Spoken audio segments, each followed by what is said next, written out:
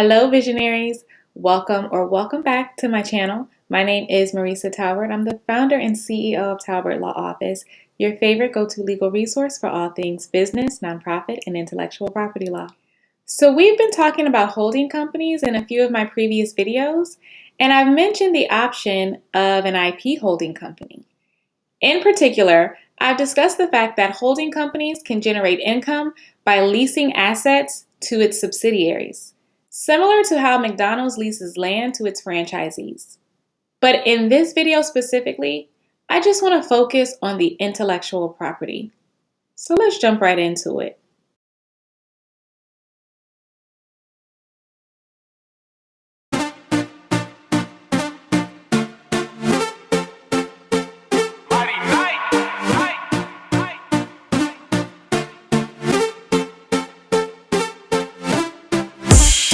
My faith rising.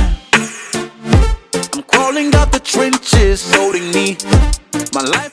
Just to recap, intellectual property is property of the mind, and your creative genius is an asset.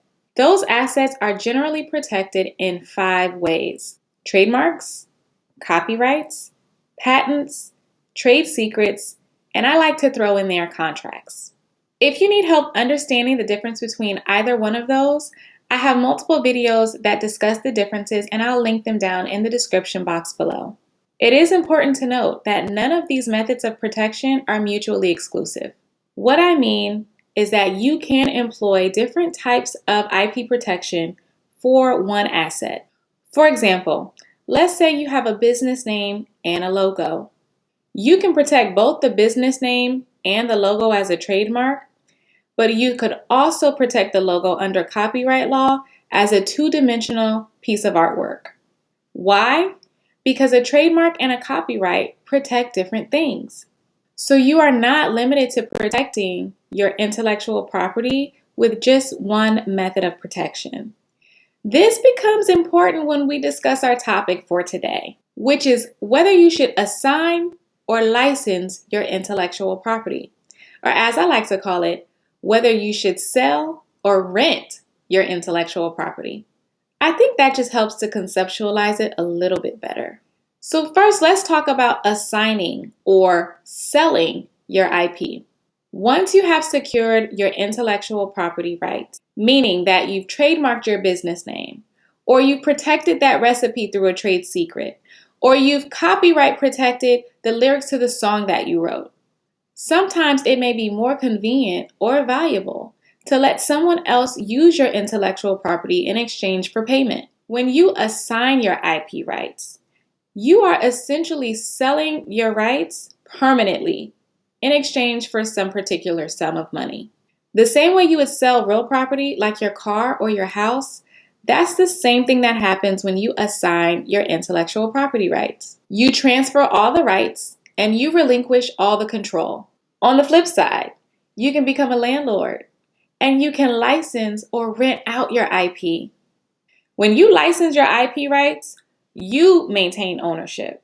You maintain control. Again, going back to the house analogy, if you rent out your house, you still own it. And you can evict a tenant if they don't pay you on time or if they violate the terms of the lease.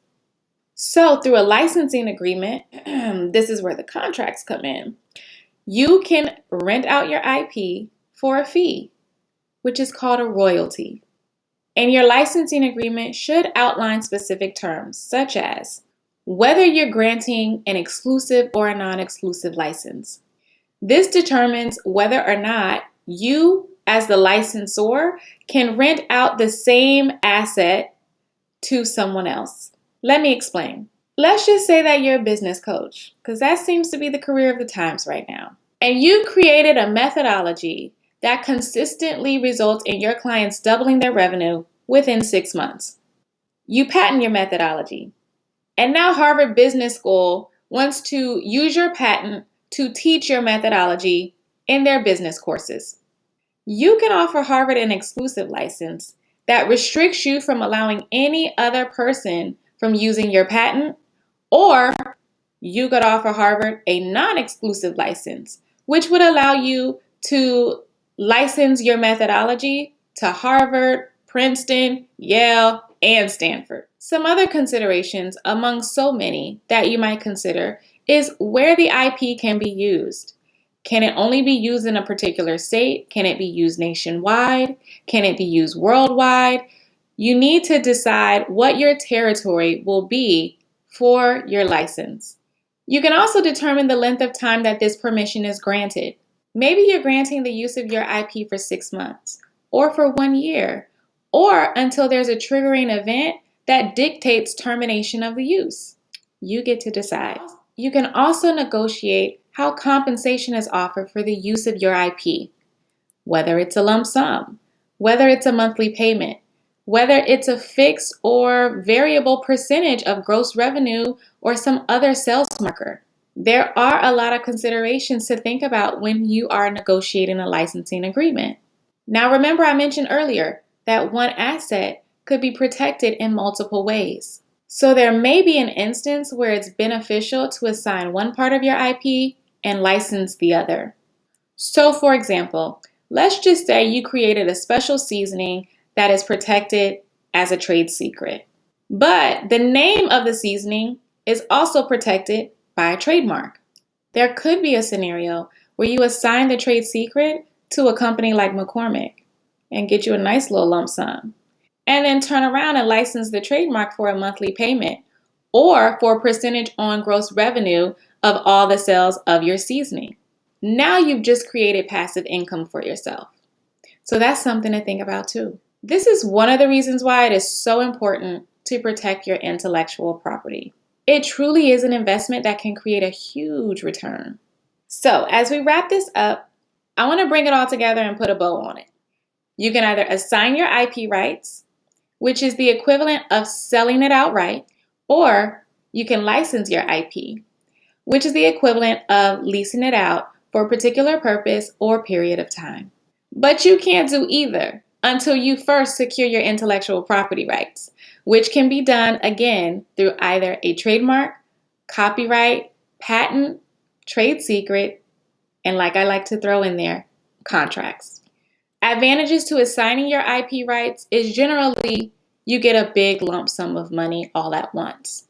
The disadvantage is you no longer have control and you no longer have ownership.